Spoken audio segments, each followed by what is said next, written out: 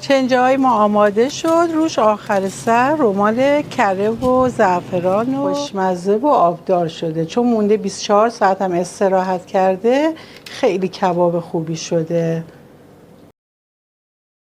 سلام، براتون آموزش کباب چنجه رو دارم که یکی از کباب‌های خوشمزه ایرانیه. موادی که لازم داریم راسته گوساله، دنبه، پیاز، فلفل دلمه، فلفل نکوبیده، زعفران، روغن، نمک. برای کباب چنجه من از گوشت راسته گوساله استفاده کردم. شما میتونید از رون گوسفند یا گوساله سردست استفاده کنید یا از فیله گوساله و گوسفند، ولی فیله ها خیلی پرتی داره و به درد نمیخوره برای راسته گوساله. اگه به تعداد کم میخواید درست کنید خوبه، ولی بهترین گوشت باز راسته گوساله است که من اینو 3 روز گذاشتم بیات شد. یعنی به همین صورت که یه آب زدم 3 روز گذاشتم این گوشت تو یخچال بمونه.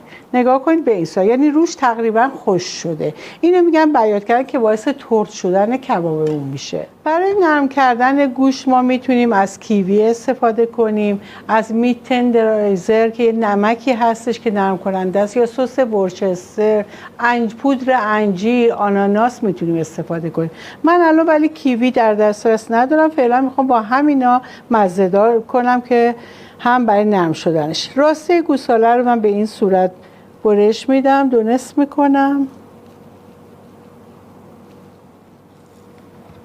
گوشت رو به این صورت به 2 قسمت من تقسیم میکنم. میتونیم به صورت کامل درستم استفاده کنیم. زیاد ولی تیکه ها رو خیلی درشت نگیرید. این تیکه ها رو من به این قسمت به این صورت میگیرم.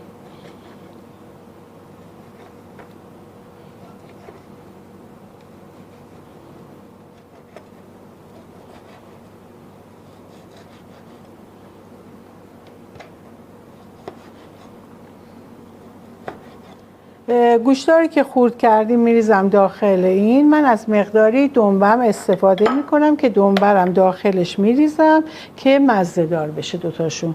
الان دنبرم خورد میکنم که ما بین کبابا میذاریم. البته من گوشت رو قبلش دمارش و چربیای اضافهش رو همه رو گرفتم، تمیز کردم. پیازها رو به این صورت خلالی میکنیم.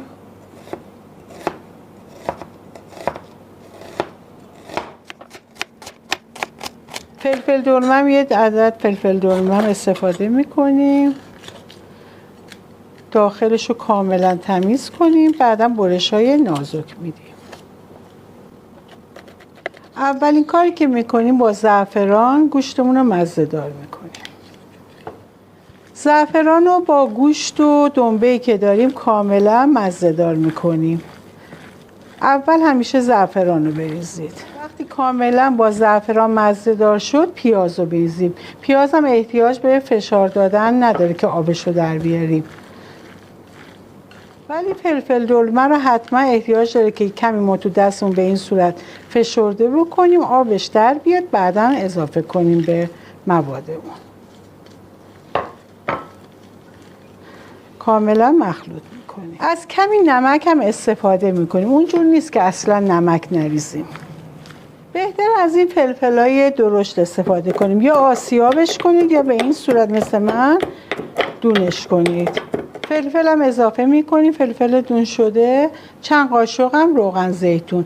اگه سس ورچستر داشتید توی این مرحله بریزید، یا میت تندرایزر نمکی هستش توی این مرحله اضافه کنید برای مزه‌دار کردنش. همه رو با هم دیگه حسابی مخلوط میکنیم که مزه ها به خورد هم بره. گوشت و سلفون میکشیم میذاریم تو یخچال 4 ساعت تا 24 ساعت میتونه تو یخچال بمونه. چنجه کباب ما رو بعد از 24 ساعت من از یخچال در آوردم، آماده شده. الان داخل سیخ دارم میزنم. قشنگ مزه دار شده. من یه دونه چربی ولی خیلی کوچیک بگیرید داخلش میزنم. یه دونه چنجه، دوباره از چربی کوچیک استفاده میکنم که زیاد روی گاز آتیش نگیره. و همین همین صورت چنجه ها رو. شما اگه خواستید کیوی هم استفاده کنید توی این مرحله یک کیوی رو برش میزنید، فقط روش میمالید یه لحظه، 1 دقیقه صبر میکنید، بعدا روی آتیش گاز میذارید. اینم به این صورت.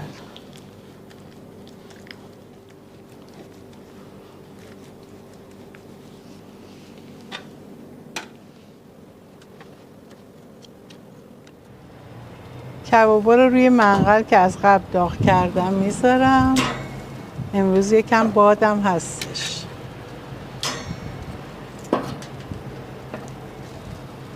اگه کیوی میخواید بزنید این لحظه باید بزنید. یه دونه کیوی رو روش نرم بزنید، 1 دقیقه دستتون نگه دارید، بذارید روی منقل، چون زیاد بمونه تخریب میکنه گوشتو.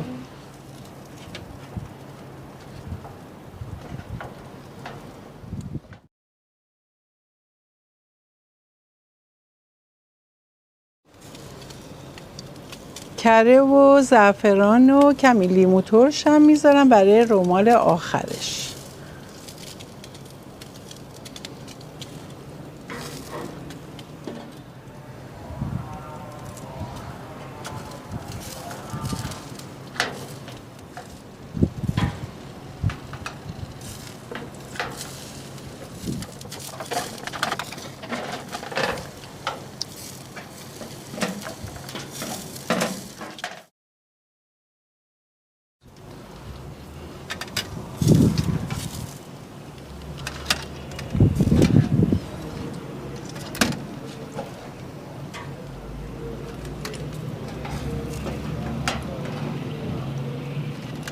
چنجه های ما آماده شد، روش آخر سر رمال کره و زعفران رو با لیمو ترش میزنیم، برمیگردونیم اون سمتش هم همینجوری میزنیم. خیلی طعم خوشمزه میده بهش.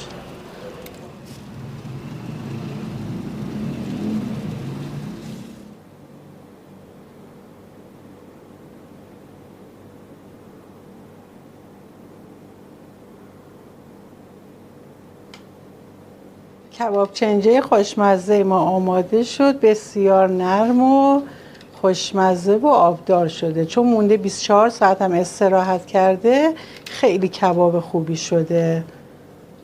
من هیچ ماده‌ای هم بهش موادی اضافه نکردم.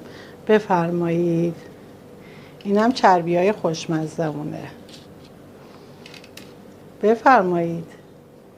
خب کبابای ما رو ببینید چقدر نرم، خیلی خوب شده.